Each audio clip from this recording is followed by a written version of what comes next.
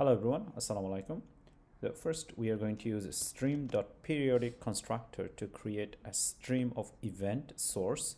So right now this would be working as a source of events. Over here we are using stream.periodic and we are saying that every 1 second later output an event. So in this case this one generally would start from 0. So every 1 second later it would increase by 1 and then return us a value. Now, of course, this stream event, so we save it over here inside this variable, which is of type stream. So next we'll go ahead and subscribe this stream. Okay, to subscribe this stream, we created a variable called sub using stream subscription type.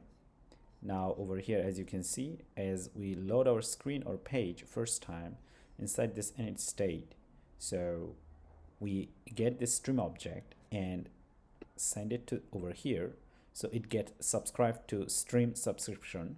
So later on we would be able to listen to it all the time automatically. Now of course at the same time, for this reason we are calling my stream, which is the stream of events object, and we listen to it and we also grab the event. Now of course over here what are we grabbing? Actually we'd be grabbing this value.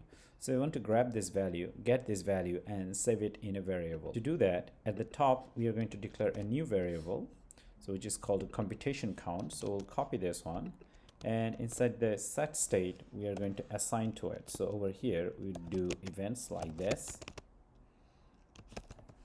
So whatever the value we get from here, that value would be given to this variable. So which also means that because we are inside that set state, our UI would be able to use this variable with the latest value.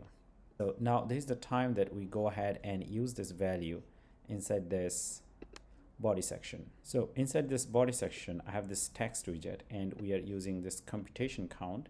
Computation count gets the value from this stream of events listening event object, which is an integer.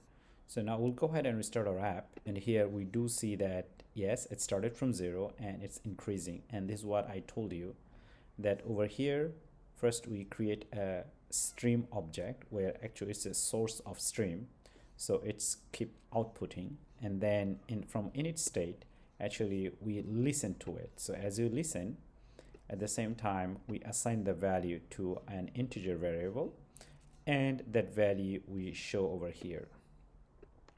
And in fact, we could do much more interesting thing as we are changing every 1 second later. So now over here, we created a new variable, color variable, and every 1 second later, as we get new events and we change inside the set state, we can also change the background color as the value is changed.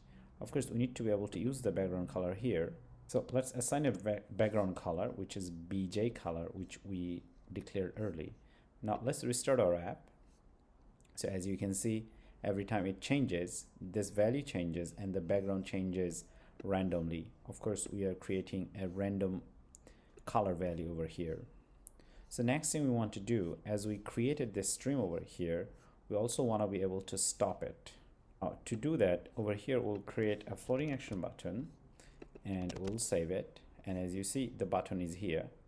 So we can click on this and be able to stop this stream of events, because over here we are canceling the subscription. So subscription is the object that we are subscribed for our stream of events. And one more thing, the last step, you want to dispose this stream of events before you leave this page. So let's restart our app, and we see that over here we started changing, and then if you leave the page, the subscription would be cancelled automatically. Thank you.